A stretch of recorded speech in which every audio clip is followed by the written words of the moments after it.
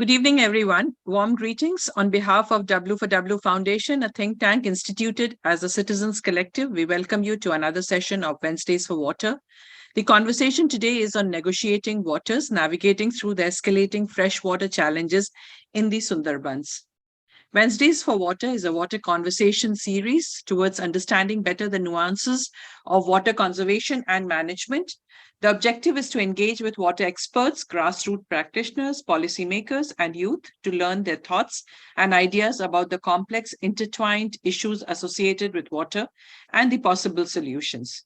We have expanded to have more activities like Friday Waters and Monday Bunching with Women for Water, besides organizing water workshops, water walk and talks, seminars, special courses, and conference panels to continue the water conversation in various possible ways. Please visit our website www.w4w.in for more details. For today's session on mangroves, we have Professor Nazrul Islam, Mr. Binoy Majumder as speakers, and Mr. Sougata Bera as a young discussant.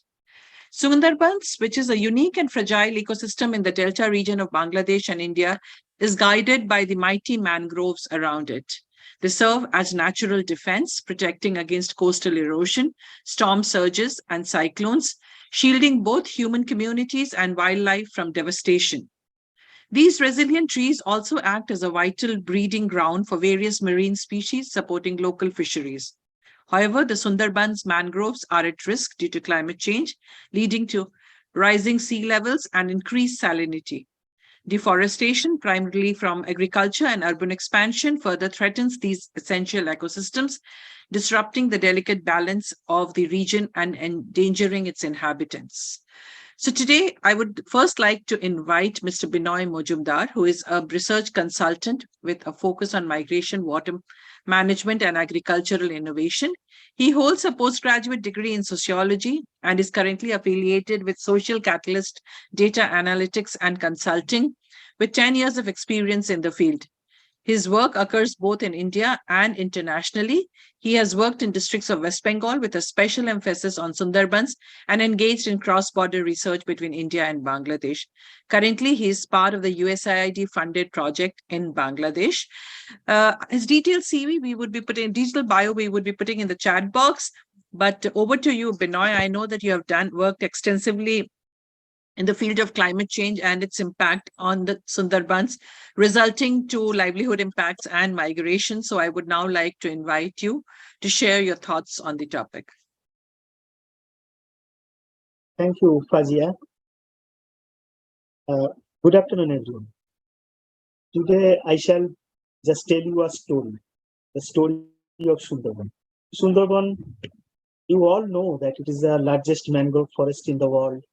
But this forest is not just a geographical wonder, but a home to diverse wildlife, lush greenery, and vibrant communities. Yet, behind its natural facade lies a tapestry woven with challenges and a story of resilience. Today, we will journey through the stories, many stories. I will start my presentation with the experience that I got from one of the villages in Sundarban. In the vast expanses of Sundarbans, where the murmurs of thick mangrove intervene with the gentle flow of serpentine river, there is a village named Shamshernagar. A few years back, I was there in Shamshernagar for a field work. A village woman who shared a story with me with sadness. She said, Dada, each time I venture far from home to fetch water, I am gripped by a haunting uncertainty. I wonder whether I will return to find my children safe from lurking tigers. Today we shall embark on the journey of sharing such stories. So as we voice deeper into the Sundarban, it's crucial to grasp the rich history and intricate tapestry. Sundarban is not just a vast tract of forest. It is a canvas painted by time. Its human foundation traces back to the Sundarban Reclamation Initiative by the Britishers. Today, the present-day Sundarban spreads through 18 administrative blocks spanning into 2 districts in Indian Sundarban deltas. The thing is that if you look at this map, It's not only the Sundarban not only delineates geographical territories, but also marks the heartbeat of communities living across the delta. From bustling townships like Sonarpur to the very remote corner like Kumirmari, the diversity of demography is as varied as the landscape itself. But what is even more fascinating is the evolving nature of the terrain. Just like the tide that comes and goes, the deltatic landscape shifts and molds, giving rise to unique settlements that navigate these changes. But amidst this ever-changing terrain, there are constants, the river. The Matla, Vidyadhari, Kalindi, Durgadwani, these are not just water bodies. They are lifeline. They shape the lifestyle, influence, narrative, commerce, social culture, and anchor hopes of the communities. As we immerse ourselves in this journey, let's remember the Sundarban is a symphony of nature and humanity, each note vital to the melody of survival and resilience. If we if we go very deeper into the heart of the Sundarban, it is not impossible to be touched by the vibrant communities that calls this delta their home. Look at this photograph. You see families, children, elders, each of them a testament to the tapestries of life and culture that thrives there. Historically rooted in agriculture, these communities have always relied on the fertile lands of the Sundarban. The fields they till, the crops they sow, and the harvest they reap are not just the substances. They tell a story of an age-old bond between man and earth. But it is not always been a tranquil tale. The Sundarban, with its unpredictable terrain and tides, when challenges inhabitants, but the spirits of these communities, unyielding, resilient, and tenacious, they stand firm against nature's adversities, learning, adapting, and evolving. If you look at this photograph, you see a lot of women, they are fishing from the river. This is a very common practice if you see the Sundarban. This is called that fish link catching, also called mean catching.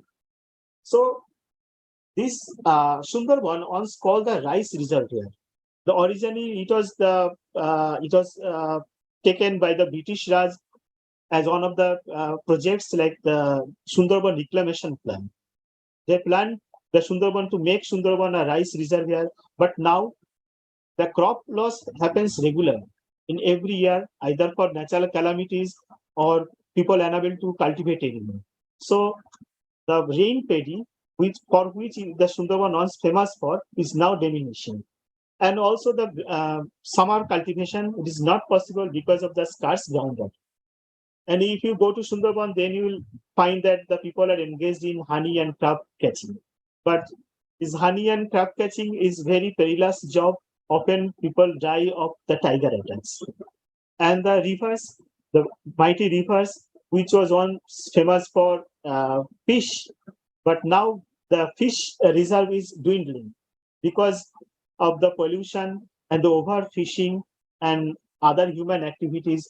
Often the fisherman comes back home with their empty nets. And the fish pin, it remains the only means of income for many women, but now it has become the devil's choice because the women are killed by the crocodile attack, and also because of the prolonged exposure into the ground, the saline water, the women often suffers from various diseases, and which is very painful for them. And some people have shifted to the inland aquaculture. It's a very risky work, kind of gamble. If the rainwater doesn't cause any flood, if the embankment doesn't break, then it gives some bounty. Otherwise, it only bears loss for the fishermen. And if we go to the flora, fauna, and farming in Sundarban, I just want to highlight to the community part, because on the forest part, it is thriving, but in the community part, they are suffering a terrible loss because of the climate change and other factors. The primary produce in the Sundarban is the rain-fed paddy, which is called almond paddy. Is the predominant crop, but now the almond paddy is suffering from climate shocks.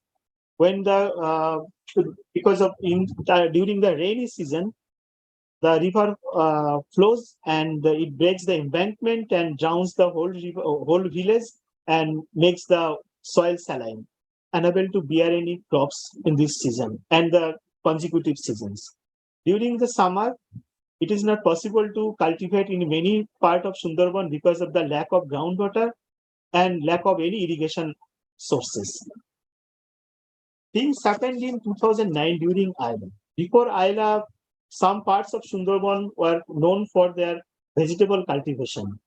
Vegetable like chili, watermelon, and mustard, these were cultivated uh, in different parts of Sundarban. But since 2009, these species have become extinct. It cannot be cultivated anymore in that area. And aquaculture, the same problem that I described earlier. Sundarban people has turned their ponds into small-scale fisheries, which is also often attached to the saline water inundation and other problems. And if you consider the livestock rearing in Sundarban, there is another problem there because the excessive salinity of the soil, it prevents from the grass from growing. So it causes the food scarcity for the livestock. And the loss of almond paddy also resulted into the very high price of the rice straw, which was previously very cheap to acquire, but now very costly for them. The major challenge that I found in Sundarban is the drinking water, fresh water in general. People often they travel very far from home and they bear excessive load to fetch water from the far sources. This is often a regular job for many women in Sundarban who has to carry heavy load of drinking water to bring it home, and it often is creating musculoskeletal disorder among them. And also, if you in each summer, the scarcity of fresh water is becoming intensified because of the depleting groundwater level, because of the salinity increase. You can no longer use the the surface water in different areas of Sundarban. And also some tube-based water with the deep boring, it has also become extinct because of uh, the for the last 2 years, I have been hearing a very strange story in different parts of Sundarban. PHED has installed the deep boring for the water supply project in different parts of Sundarban. Since they have extracting water from the deep aquifer, now the deep hand pumps, they cannot extract any more water in summer. So the only PHED supply outlet becomes the only source of water for many areas, which is not often very reliable because it doesn't extract water every time. So fetching water, traveling long distance for fetching water has become a regular story for many people in Sundarban, mostly for the women and the children. Now, when we visit Sundarban, we find that the impact of climate change is very much visible in different islands of Sundarban. Started happening more prominently since Ayla in 2009, when the saline water from the river, it came into the village and turned the agricultural land completely unfertile for several agricultural seasons. And if we, as I have told earlier, that since Ayla, several crop varieties has become impossible to be cultivated in Sundarban. Because of the climate change, the cyclone has become more frequent. Bulbul, Poni, Ampan, Yash. We have been seeing all these cyclones happening in consecutive years like 2018, 2019, 2020, 21. Apart from this, we are also seeing that river erosion, embankment breach, seawater surge, saline water inundation, and almost every year there is rainwater flood. because of the drainage system is very poor. And if you go to Sundarban, you will find the most of these islands are like shaped like this, like bowl. People are cultivating inside this Sundarban, the center of this island, for a long time. And every rainy season, the soil it is eroded away, goes into the rivers, and it becomes deeper and deeper. While people make embankments on the sides, so every year the most of the deltas has become bowl shaped. So when it rains heavily, the islands don't have any place to drain the excess water. And also the faulty sluice gates and everything. It is also another reason that the excessive rainwater cannot be drained into some place. So rainwater flood is a very common in that area. It impacts the standing crop. It impacts the fish cultivated throughout the year, and also it causes some pollution in that area. And here I will put emphasis on the salt invasion, salinity. The escalation in salinity level is very worrying on the last couple of years.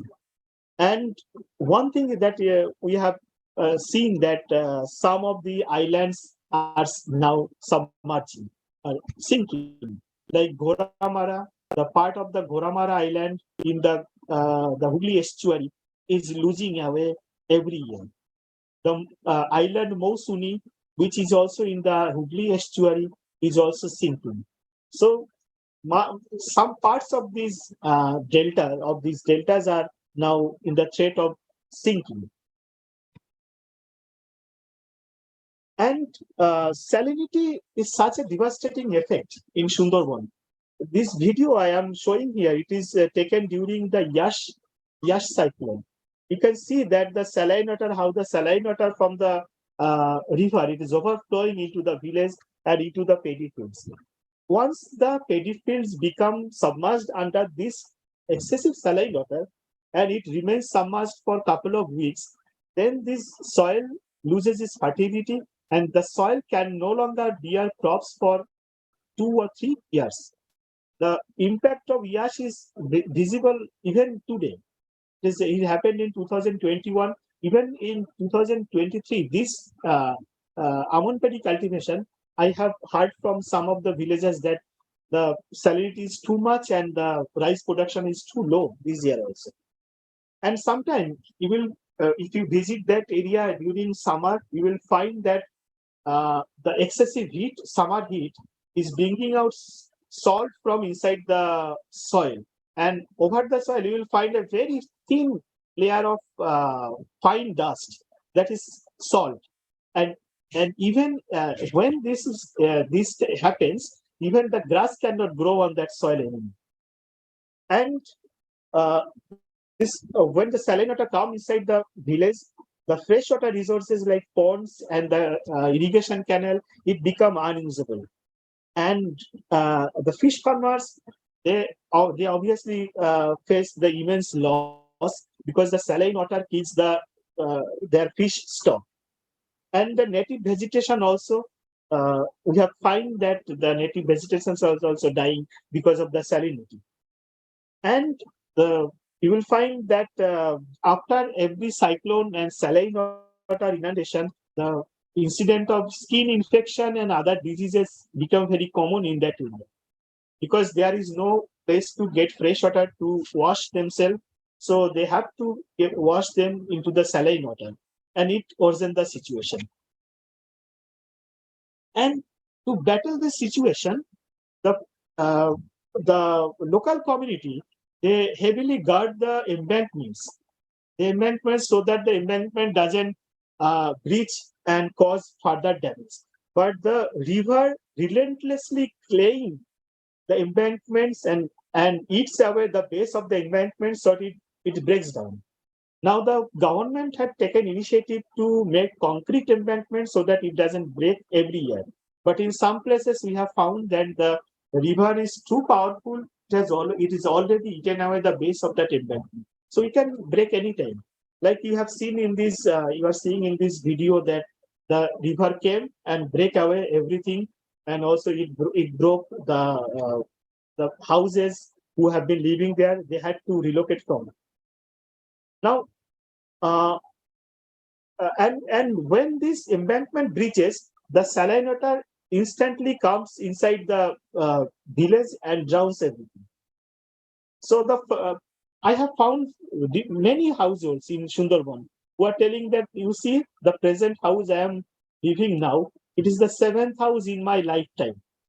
For the seventh time, I have seen my houses has been washed away by river, and they are showing me that, you see, the middle of the river, our house was there.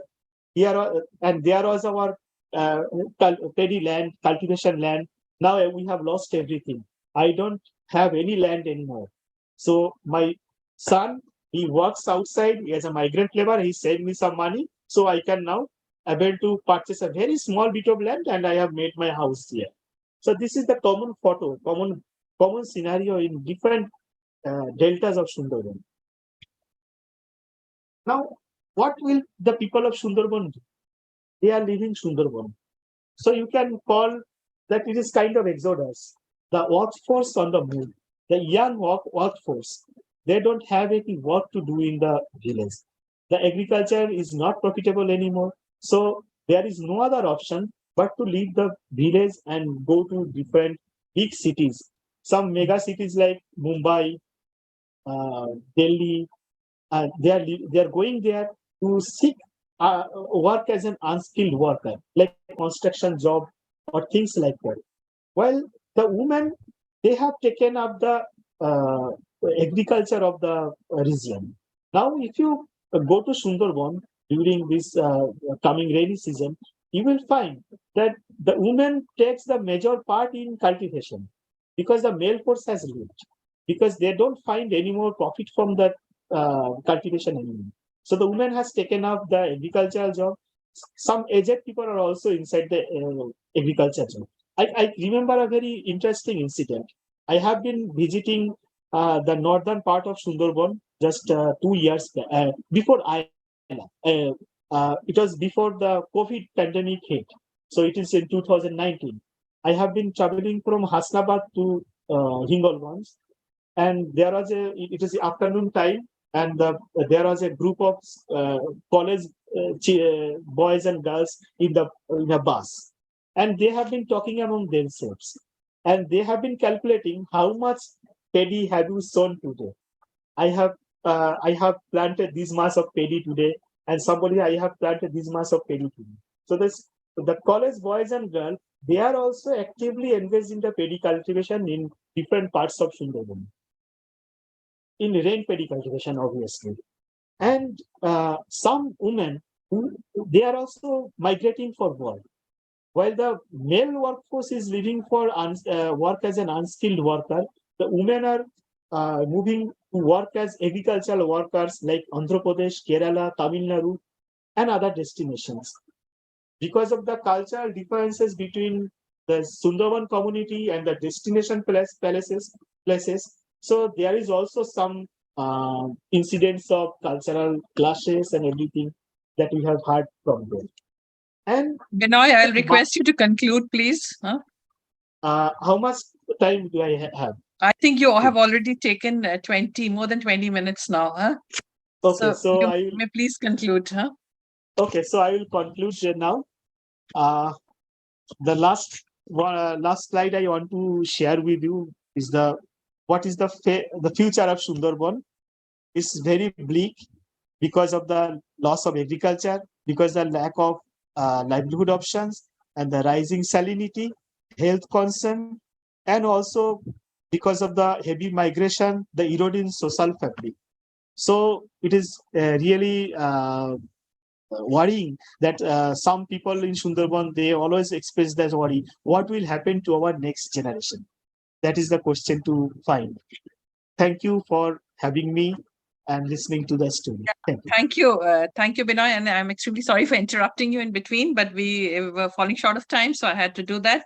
But you gave an excellent overview of Sundarbans, especially, you started off by talking about its rich biodiversity and how it is intertwined with the social and cultural life of Sundarbans. But you also brought out the vulnerability of that entire area because of climate change, how, the intensity and the frequency of cyclones that has increased over time, how it is actually impacting, and which is resulting in, of course, people migrating out. Also, the threat of animals on the life and livelihoods of people. So, thank you very much. I think I'll now like to invite Professor Nazrul Islam. He has joined us from Bangladesh. So, Professor Nazrul Islam has a strong academic teaching and research background and is working as a professor of forestry and wood technology at Khulna University. He is managing these degree programs and working with several development institutions as consultant and also on funded research projects. He has more than 21 years of experience and has published more than 122 peer-reviewed journal articles. Given that he has a strong background in forestry and wood technology, I would really like him to reflect on Sundarbans and how probably these two very major livelihood options are there for people, and is it really getting affected under the situation or under the climate change situation? Over to you, Professor Nazrul. Thank you very much for joining us today. Okay, thank you, Fawzia. Thank you for your nice introduction. I would like to also give thanks to Mansi as well as Binoy. I'm sorry, just saying sorry because I was a bit late. That is the time management for me. Anyway, I'm starting my presentation. Can you hear me? Okay. Yes, we can hear you. We can hear you. We can see your slide also quite well. So you can just continue. Okay, thank you. So actually, Sundarbans, the title very simply says surviving the tides, in the tides, because there is always tide and people are surviving in that tide. And I'm saying Sundarbans, so that is a mangrove forest. I think some people have idea, but I'm saying a mangrove forest, it means the forest that is growing in the saline water and partial time that is under the water, some part, and rest of the time that is just with that mud. So that is a very unique ecosystem, and that is just facing the coast. So the Sundarbans we are talking, that is the delta region of Ganges, Brahmaputra, and Meghna rivers. So this is the largest single tract of mangrove forest. So we are really proud of that forest, both India and Bangladesh, because we are sharing the Sundarbans in Indian part and Bangladesh part. So this is a UNESCO World Heritage Site that was declared in 1997, and later in earlier Ramsar site, that is 1992. So that generally indicates that this forest we need to conserve. So that means those who are not used to with the UNESCO World Heritage Site and Ramsar site. So it means that it has a unique ecosystem and we have to conserve that ecosystem. So that is very beautiful. Those who have visited Sundarbans, they will just say that is beautiful. But they who don't have chance to visit yet, I would like to request them to visit the Sundarbans, and definitely they will agree that that is a very beautiful place. Also, at the same time, I should say that is a risky place because there is tiger, and that is also we are happy with the tiger because of the tiger. So we can save our Sundarbans. Also, there is crocodile and some other very beautiful deers are there. So many things are there, and surrounding that Sundarbans, there are people, those who are living. So if we talk about the area of that Sundarbans, we can say 10,000 square kilometer in total, both India and Bangladesh. Among that 10,000 square kilometer, so 60% is water bodies. So that is very interesting. We are saying forest. However, in that forest, 60% is water bodies. So rest of the 40%, that is only the land where the plant can grow. And that plant is not like that the plant we are seeing every day around us, because that is, we say, non-mangrove plant. But in this case, especially in Sundarbans, we say that is the mangrove forest. It means mangrove forest, it means that that particular plant can grow in the saline environment, because all the trees, all the plants, they cannot grow in that area. And rest of the 40%, that is for many mammals, especially the Royal Bengal tiger, we can say, also some other animals like spotted deer, we can say. So in Bangladesh, 6,017 square kilometer, and rest of them that is in India. So if we compare the land and water bodies in Indian part and Bangladesh part, we can say in Bangladesh part, so the water bodies is less, the land area is more compared to the Indian part, because the salinity. So that is the most important, we should say, most important factor that control, that determines which species will grow and how they can survive. So in the Indian part, because of the high salinity, so the trees are smaller compared to the Bangladesh part. So if you move from the Indian part to the Bangladesh part, you will see the trees will gradually bigger because of that, only for salinity, we can say. And one more interesting part, we are saying 40% land. Among that 40%, 7%, there is no trees, just only grasses. So this is, we can say, grazing land, and grazing land for the herbivorous, like we can say spotted deer. So or other animals who depends on that grasses. So we say simply we can say that is the non-commercial cover, or NCC. So we can see in the figure. So both that Sundarbans that is distributed in Bangladesh part and the Indian part.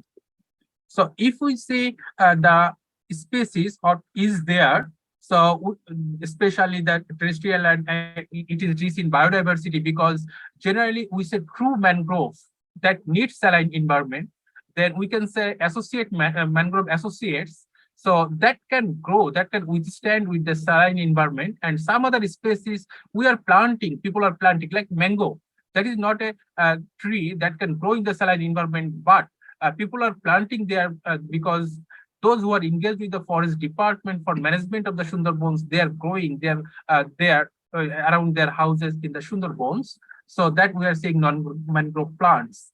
So that plant, and so many different types of plant, and among there is around 50 mangrove species, plant species. Among that, 36 at least that is in the Sundarbans. So that is very rich in biodiversity in terms of mangrove forest, very rich.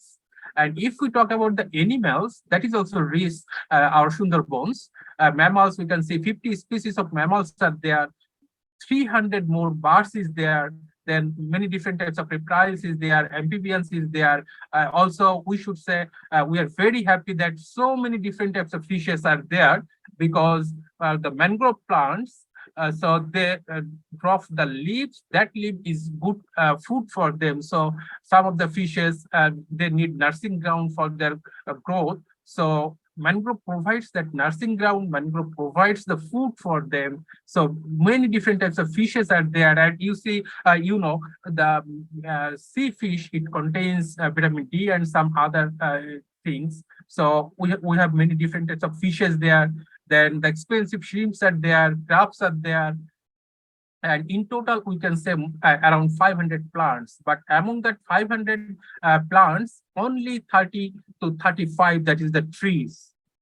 So we can see the beautiful figures of the different animals, and also the scenic beauty of the Sundarbans. Then what type of ecosystem services, because that is very important. Nowadays, regarding the forest, we should say we should conserve the forest, because that provides blah, blah, blah, so many, that provides food, that provides timber, that provides ecosystem services like carbon sequestration, water logging, many things it provides, we can say, the forest. So when we say forest, so that is, we say ecosystem services we are getting from the forest, like provisioning service, regulating service, cultural service, supportive services. But I'm not talking about the scientific discussion. I'm just saying carbon sequestration. How many carbon it deposited? Because nowadays we talk about the carbon, and we say, okay, the temperature is increasing. So how much carbon will be there? Because plant will deposit that carbon. So carbon sequestration, that is very important. Then water regulating in some areas, it controls, it provides the timber resources to the local people. Though we can say in the Sundarbans, especially in the Bangladesh part, from 1989, there is no failing happens. Even though the fuel wood, we should say, smaller one, that people are collecting and burning, not like in large scale. However, it gives to the local people. Then protection against the coastal erosion. That is the most important tidal surge and storm. That is the most important because if I say, especially in Bangladesh, Khulna, Satkhira, and Bagherat, that is connected with the Sundarbans, and these three districts is always safe for different types of natural calamities. So that is providing protection to the local people, the surroundings people. I'm in Khulna and around 30 kilometers from here to Sundarbans. So we never face any types of devastation because of that natural calamities. Then also it provides recreational facilities because in the winter season, people goes there, people see the scenic beauties, people see the animals living there. Then it also helps for the natural purification. So that is very important, natural water purification. So that are the ecosystem services it provides to the people. Then if we say livelihood dependency, nowadays the livelihood dependency decreases because over harvesting.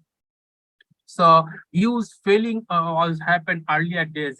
So from 1989, the government issued on circular that nobody can fell the trees in the Sundarbans. So with a moratorium. So there is moratorium in the Sundarbans. So people cannot fell the trees. However, they can collect the honey. And everybody know honey that is very important for our health. That is a very good food. So people are collecting that. And in Bangladesh, that is the main source of the honey in Bangladesh. So it provides around 20 tons of honey per year. So, and that quality of the honey, many different types of quality of honey it provides. And I'm just working on that honey, and I have seen that that honey is totally different from the mainland honey. Like we can say mustard honey or many different types of honey or cultural honey. So that honey is in terms of quality, the honey from the Sundarbans, that is really, really good. Then there is fishes that I have mentioned earlier, many different types of fishes, and that provides the protein to the surroundings people, even in the other different city from Khulna or other cities, it provides the fishes. Then if we say livelihood, 5 million people, they are directly depend on that Sundarbans. Though that is now they can collect only the non-timber like honey, crab, fishes, and gulpata. So that gulpata, that is a thatching material, and that was popular earlier days in Khulna and surroundings areas. But nowadays, because of the tin or corrugated tin, we should say, corrugated tin that is cheaper, even the people are diverting from corrugated tin to the gulpata. So that 500 million people, they are directly depend on that forest resources. And other people who are living around the Sundarbans, so they are also indirectly depends on that Sundarbans. So their livelihood, maybe 100%, maybe 20%, maybe 30% is supported by the different goods they're collecting from the Sundarbans. And those people, so if we see in the surroundings people, because that is very important, so the common land uses that is practiced in the surrounding area, so different types of different types of land usage is there, and because of that land uses, so we have to protect the forest area. But because of that seaports, because of the tourism facilities, because all the tourists, they are not eco-tourists, sometimes they are polluting the environment. Then some of the industrialization, in Bangladesh, Mongla port, that is very close to the Sundarbans. So that seaport, and there is some industry because of that port. So because of that, so many different issues, so they are polluting the environment, and because of that, we can see they are just discharging their wastewater directly into the seawater, or we can say the river water, and that is going to the Sundarbans. So though the government is trying to control those, and we do expect that in future there will have no industrial wastewater discharges into the river. Then some of the agrochemicals, this is a common problem all over the Bangladesh, or not only in Bangladesh, in Southeast Asia, because of the agriculture. Many different types of agricultural chemicals that people are using. Some of them are persistent chemical. They are binding with soil, then they are going to the food chain. So that is sometime also hampering the growth of the plants in the Sundarbans or in the fishes that is going, and later it goes to the human body. Then because of the seafood, there is oil pollution, then microplastic pollution that is not only for the Sundarbans but also in other areas. Nowadays microplastic pollution, because if we think about just only brushing 2 times a day, we are using the brush with toothpaste. So in toothpaste, around 30% is the microplastic, and we are just throwing that microplastic into the water, and that goes to the sea ultimately. So there is everywhere microplastic. So that is just one example I am saying.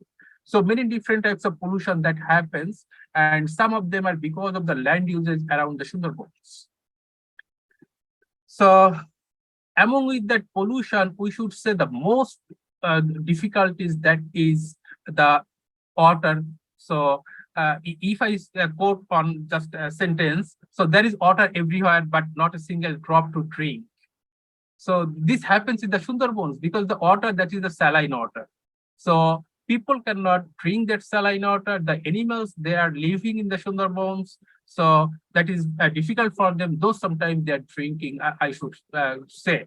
So that is the main problem. At least I should mention that. Along with that, there is erosion all the time because the Sundarban, that is a dynamic ecosystem. All the time there is deposition, there is erosion. That happens continuously. So that is a big problem for the Sundarban. But water, that is the first one, because we have to survive first. So how they are mitigating? So they are mitigating in different ways. People, so the women especially, so their duty, the first duty, cooking, that is on duty. But when they want to cook, they need water. And that water, definitely the fresh water, that is drinkable water. So they, in the early morning, they start to go somewhere from where they can collect the fresh water, they can cook their food so that their family members, they can eat something. So they fight for the water all the time.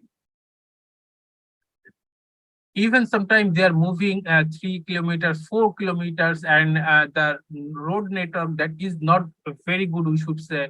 So there is tricycle or some other things, but because of the money they have, they are poor people, we know, because they are struggling. So that they are in that areas. So they are moving, just walking with a big bucket of water for 3 kilometers, even sometime. So the government is trying to solve that problem. For the wildlife inside the Sundarbans, government has created some freshwater ponds so that the tigers, deers, or some other animals, they can drink the fresh water, and that water is coming from the rainwater especially. So in that pond, that water is just in that pond, the fresh water is deposited, and throughout the year, the wildlife. Sometimes the people who are living inside the Sundarbans, for the management, especially from the forest department, they are also drinking the same water with some of the what we can say, some of the using some chemicals. And around the Sundarbans, the peripheral area, government is trying to solve the issues like rainwater harvesting system. Government is providing to the local people, so that can be a solution for the local people. However, so that rainwater for the next 6 months, 8 months, that means throughout the year, that's sometimes very critical. Then desalination plant, government has set up some of them, but for continuous support of that desalination plant and the chemicals it requires, so sometimes it's very difficult. Then deep tube well, government has set up in the surrounding areas, even though sometimes that is deep tube well, we should say, we are saying 1,000 feet. However, even the water is not good quality, so very difficult to get that fresh water, or we should say drinking water in the surroundings area. And in some cases, there is community-based solution, like they are digging some pond. Professor Nazrul, I'll request you to conclude maybe, in a minute's time. This is the last slide. Okay. So community-based solution they are trying to make. So my last slide, I'm saying that this is a unique ecosystem and people depends on that. At least I have mentioned at the beginning, 5 million people are directly dependent on that. So we should save the ecosystem. and government is trying to save. At the same time, the UNESCO, because that is a World Heritage Site, so government is trying to save that forest so that the surroundings people can be survived, as well as the natural calamities against that people can survive. So thank you very much for your kind attention to that. Thank you. Yeah, thank you very much, Professor Nazrul. I think great insights again from Bangladesh. So I think the two speakers today we had, one from India, one from Bangladesh, similar perspective, similar challenges that we see in both the regions that are there. Of course, you highlighted some of the interventions also that are being there, but notwithstanding, the issue remains that climate change is going to be there, and these are the challenges. We will have to learn how to deal with it. But finally, we are joined today by Sougata Bera, who is a young discussant for this webinar. But at the same time, he lives in the heart of the Sundarbans. So Sougata is now working as an environmental expert in ecogenesis. He's from Kakdweep, a small town located within a deltaic region, but he currently resides in Kolkata. He has completed his BTech in biotechnology and MTech in water resources engineering from Terry School of Advanced Studies. He has participated in various environmental projects, including assessments like environmental and social impact assessments. Sougata, I would really like you to reflect, because you have also done some projects. You have lived there. You have seen, you have actually, when these people were talking about embankment breach, I know you have actually been witness to these embankment breaches, and you have actually seen the vulnerability of the people. You have seen the devastation that has happened in the Sundarbans because of these frequent cyclones that have happened over the last few years. So I would really like you to reflect on this and also ask questions. We have practitioners and researchers and academicians in this panel today. So I would really like you to also pose questions to them. Over to you. Thank you, ma'am. It's good to join here, and lots of aspects has been covered up by the Binoy. Sougata, you'll have to be a little louder. Okay. Thank you, ma'am, for having me here, and it's good to see you, ma'am, after long. And the lots of aspects has been covered up by the Binoy sir and Nazrul sir already. I just want to add some more points on that. Nazrul sir was talking about biodiversity and animals in Sundarban, and for the last 2 centuries, almost there are many species which has been already extinct, like swamp deer and barking deer, and there are other species also that has been extinct already. So that is the thing. And talking about cyclones, I have already. It is our annual habit to face a cyclone annually a year. So from starting from Ayla, I have that time I was class 8. So I faced Ayla. I seen that the devastating scenarios. Then Phani, Yas, Bulbul. The main problem is that it is increasing, and the frequency are also very rapidly increases annually of this cyclone. But main problem is that now last 4 to 5 years we have seen that these cyclones or low pressure region is falling, coming under up to October to December, which is the harvesting season, rice harvesting season for most of the farmers in Sundarban.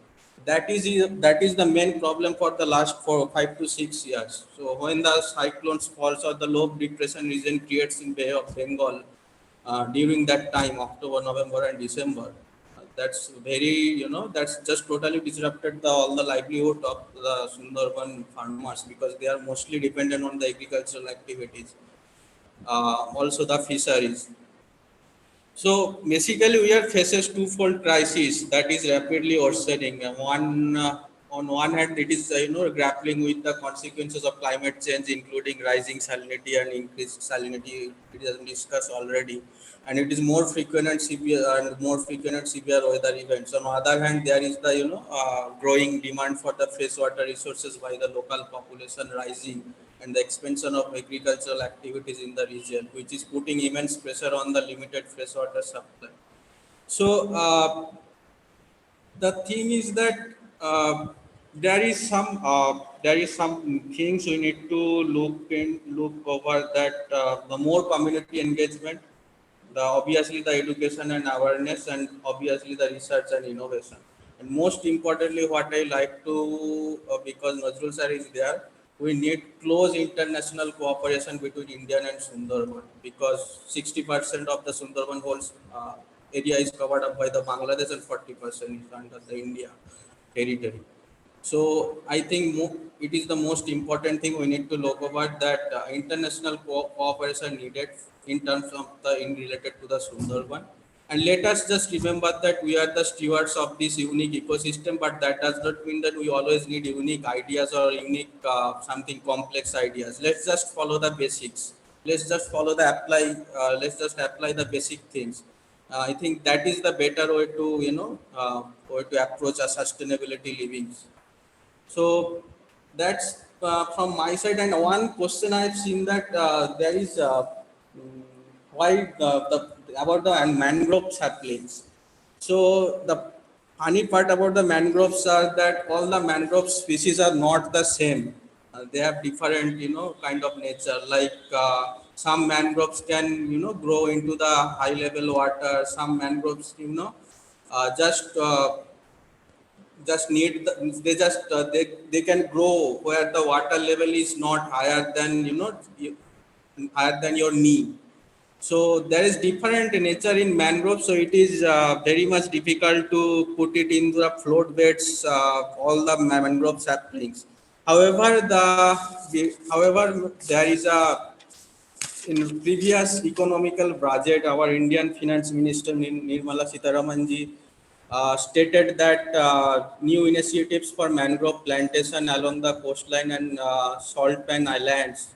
There is a initiative called MISHTI, MISHTI, Mangrove Initiative for Shoreline Habitats and Tangible Incomes, was announced after India joined the Mangrove Alliance for Climate launch during the COP27 to the UNFCCC.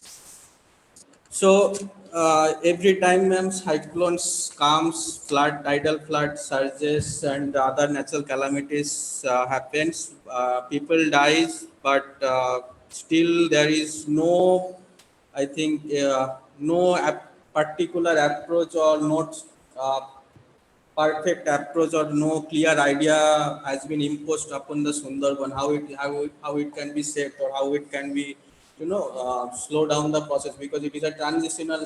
Sundarban is always in transitional period. It is not always a constant region. Like Khoramara, sir have given the example of Khoramara. It is already 60% of the total land mass has been disappeared. Government evacuated the people of that island, but still there are some people who is living because that they don't want to leave that island. That is their yes, that is some emotional attachment with that island. So it is very much I know difficult or unique kind of situation for the Sundarban, but what I have just said before, that let's just follow the basic and apply basic rules. That's all my final. Yeah, thanks, Saugata, for reflection and, also raising a very pertinent question with regard to international agreements. And I see that Mansi has also posed that question in the chat box, that I think all three of you are working in the Sundarbans region. Some way or the other, you have been contributing towards that ecosystem. So maybe first I'd like to go to Professor Nazrul and try to understand from you that as researchers, we keep doing a lot of things, but those remain more in publications, and they don't really translate into practice. And if we are really looking at some kind of transformational change happening, because one thing is going to be constant, the climate is going to change, the intensity of cyclones are going to increase, the sea level rise, these situations, these are inevitable, these are going to be there, we know. And Calcutta and Sundarbans, like that's one region that is most vulnerable. Then what more can academic institutions both from India and Bangladesh do to ensure that we have the right kind of policy as well as implementation, framework to at least build the adaptation capacities of the people, so that they don't have to run away. Because when they go to cities, when they migrate to cities, their situation is no better in cities. So how can we really build the adaptation capacity of the people there to ensure that they are prepared to face what's staring at them? Over to you, Professor Nazrul. Thank you for your nice question, nice discussion. So actually, I should mention that the forest department, the management of the management of Sundarbans, the Bangladesh part and Indian part, that is in different scale, in different ways. Like Bangladesh part, the forest department absolute the owner of the forest. Even the water bodies inside that forest, so the whole dealing is doing by the forest department. So in Indian part, so far I know some of the interventions of the local people is there. So Bangladesh part, we say that is the reserve forest. So if I want to go there, even as a researcher, even as a faculty member of forestry, I need permission, I need to pay the revenue, and the Indian part by the local people. So the management, that should be the similar way. Because if that is reserved, okay, that should be reserved in common, that there should not have any boundary. Like the boundary there is, definitely that should be, but from the peripheral area, there should not, may not have some boundary, because that is very important ecosystem for the local people, not only for Khulna, Satkhira, Bagherat. That is also very important for the West Bengal and some other part. So if we think that is a forest, that is forest for the community, both India and Bangladesh, and we have to save the forest, so that we have to work together. So there was on MOU between Bangladesh and India for managing that forest department in 2011. But you know, some of the MOU, just like MOU, we need to sign it. But to make it more effective, they need to work together. And because of that, in 2020 on, so far I know the Chief Conservator of Forest, he visited the Indian counterpart. They sit together and they're just planning how they can make it more effectively, because 21 years gone. So that MU, okay, we want to conserve, but how we will conserve? There is no plan so far. So even some of the people, they might say that the community involvement, that is very good sometimes. But in other way, if the community is involved, you know, the surrounding people, they are really needy. Even there is tiger, there is crocodile, but they're going inside the forest. They know that is very risky to go, even though they are going. So it indicates that they're needy. So if we don't provide alternate livelihoods to them, so what they will do? And when you will involve that community people with them, so very difficult to manage the forest. This is my idea, absolutely my idea. But some people, I agree with you completely. And I think, you know, the major lacuna with our policies are that there is a policy, but there is no operationalization plan along with that. So when in the absence of operationalization plan, the policy seldom trickles down, you know, and is able to meet the desired objective. And at the same time, you know, keeping community away from community resources is definitely not a solution. So how we can really get them, you know, as part of the policy making process, but also part of the protection and preservation process. Binoy, I think I'll come to you.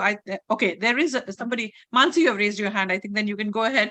I was about to ask your question, but you can ask yourself. Yeah, no, Fawzia, I was actually going to ask to Binoy, but you are already going it. Please go ahead. I will ask. Maybe the answer is coming already.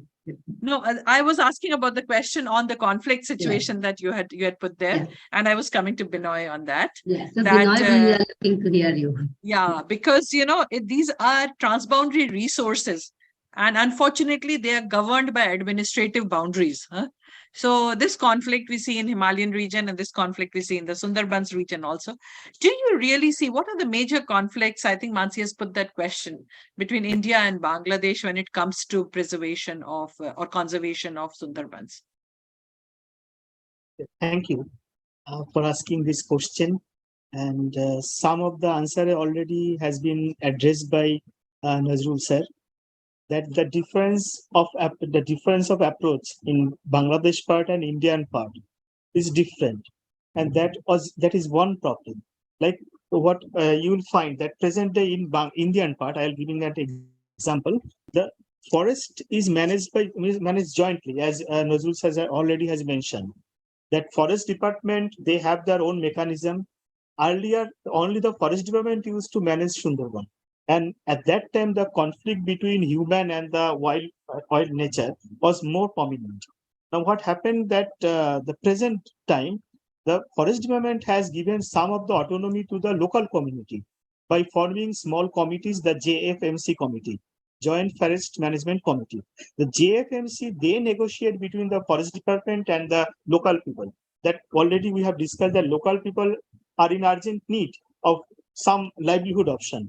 So they risk their life to go inside the forest, they brave the tiger attack and brings the mud crab or honey and things like that. So earlier what happened that when somebody went inside the forest is kind of Allah bharosa.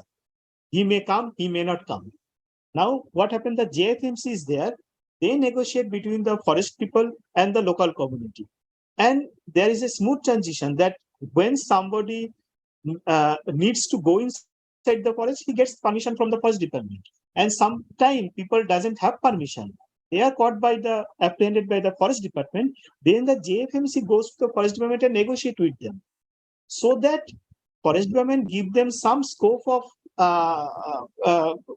earning some money from working inside the forest with following the rules and regulation put by the forest department for the protection of the forest. So that should be can be the one model. But the thing is that already we have said that the administrative boundaries is very strict. What we are doing, the Bangladesh part is not doing. The same that Bangladesh part, they have the polder. I have read about the polder and I have seen some function of it. The polder, the embankment, not only embankment, but also some kind of protection against the salinity intrusion and also some source of fresh water and some local agriculture, which we are lacking. So there is a huge gap between these two boundaries. And I think I cannot say much about this because it is up to the thank you. policymakers. No, I understand. Yeah. I understand. Can I add just 2 sentences? Yes, please. And then we go to Mansi after that. If I am the manager of that forest, so what I just suggest, just people can collect only the non-timber forest from the like crab, honey, gulpata, fish, but no timber they can harvest. Even if that is fuel wood, they cannot harvest. The first thing. Second thing, I just make alternate livelihood options for the local people. Because they have livelihood, they will not go. If they don't have livelihood, they will go. So alternate livelihood I would provide. The third, what I will suggest, in the peripheral area, there should have mangrove plantation as well as in the inside the forest. I mentioned in my presentation, non-commercial cover, only grassland. So there should have also trees. By planting, by the forest department, they will plant the mangrove species in that place. So that's 3 things. If I am the manager, that is my recommendation. If not manager, may be followed, may not be. Okay, thank you very much. Thank you. Thanks for that recommendation. Mansi, over to you. You had raised your hand. Yeah, thank you, Fawzia, and thanks, Professor Nazrul and Binoy, for such a wonderful insight, and Sougata, hearing from your heart. So I have actually a question for Binoy and Sougata, because I see some convergence in what Binoy was presenting and the way Sougata is conducting his endeavors. So Binoy, you were mentioning about the exodus issue, and so maybe I would like to learn a little bit more about the younger generation, because you ended with that question, what is there for the younger generation? So Sougata, how do you feel with your peer group? Do they see Sundarban as their homeland still? And Binoy, the statistics may be very staggering for exodus. So maybe both of you can just shed some light, because who is going to conserve them, or keeping people away may be a future of conservation of Sundarbans, because we have seen water bodies are better when people are not there. So I'm just, like this for this question. Thanks, Mansi, for that. Yeah, very, very tricky question, Sougata, I think I'll first go to you and get your thoughts. I have actually seen those videos and pictures of you in that situation. So I would really like to hear from you first, that what Mansi ma'am just said about it. What are your thoughts, sir? For young generation, uh, in my region, ma'am, it is not a good scenario because most of the young generation living outside our city or outside our region because of the better education, better facilities, and better job purposes. They are just migrated towards Kolkata and other cities. So they do not care about, I think, properly for the Sundarban that recently that floods at 2009 to 2019. So they are not much care about that what is happening there, what is going there, that we need to do this, we need to do that because it is our homeland and we need to take care of that. So I don't think so, ma'am. It is a very good scenario in my region, but I'm not because there is the two part of the Sundarban, western and eastern. So Inasar is much more can give us inference on that. So maybe Binoy, now you can just add to what Sougata has said. What do you see? What do you see the future? How does it look like there with the younger generation? Thank you. I think Sougata has summarized the answer. That the numerous answer I have been getting from Sundarban for years after years. There are two. If you consider the young generation into two different groups, one are who are in the education system. They have the pull factor of choosing the preferable job or preferable education outside the Sundarban boundary, and there is the percentage, the larger percentage of young generation who doesn't have access to education or very little education. They have no other option but to leave Sundarban for work as a unskilled labor until they become a bit aged, and then they have to come back. So the people who are in the education, they have the they will have the chance to relocate somewhere outside Sundarban. But the younger generation, I have asked many people, they all answered that when he is not in the education system, he said, I have to go outside for some work because I have to earn money. But at some point, after I become 35 or 40 years old, I will have to come back and I will have to live here. So it's a two different type of answer I have getting. But mostly, so what Sougata has said, it's the same answer. It's very little I think, opportunity in Sundarban. yeah, thank you, Binoy, and thank you, Sougata. Great answer. I think every individual needs some kind of economic activity. All of us want some kind of quality of life. So it's not that the people living in the city are the privileged people to enjoy that, but I think people in our I would say rural areas, and especially areas which are coastal areas, they also need some kind of dignified living. And unfortunately, our rural areas or even our coastal areas or even areas like Sundarbans are no longer, options for them. They have to move out because they obviously want to make some money. They want to live, survive. It's almost like the question of survival that has come. All the livelihood options are gradually, you see that they're disappearing, and I think you have brought it out in your presentation.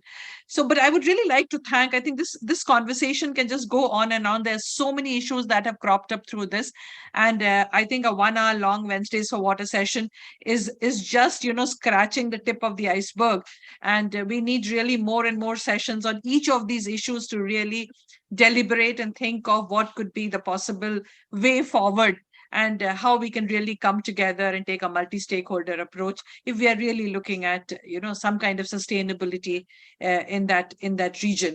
But thank you very much, Professor Nazrul, Binoy, Sougata, for taking out time and joining us today. Before I end, I would also like to announce that we have sessions on Fridays and Mondays as well. So this week, do join us on Friday, Water Thesis Club on 20th October at 5 p.m. Indian Standard Time to join for discussion on odonates, bioindicator of aquatic ecosystem health. Usually the Thesis Club is where young researchers present their work and then take feedback on their work. So the link is there in the chat box and you can register there, and you can join us on Friday. On Monday Munching, we have Women for Water. So we have discussion with women who are working in the water sector. So do take out time and do join us every Wednesday for the Wednesdays for Water conversation. Thank you very much. Thanks to everybody who has joined. Thank you, Mansi. for taking out time to join and handle the logistics of the session today. Have a nice evening. Thank you.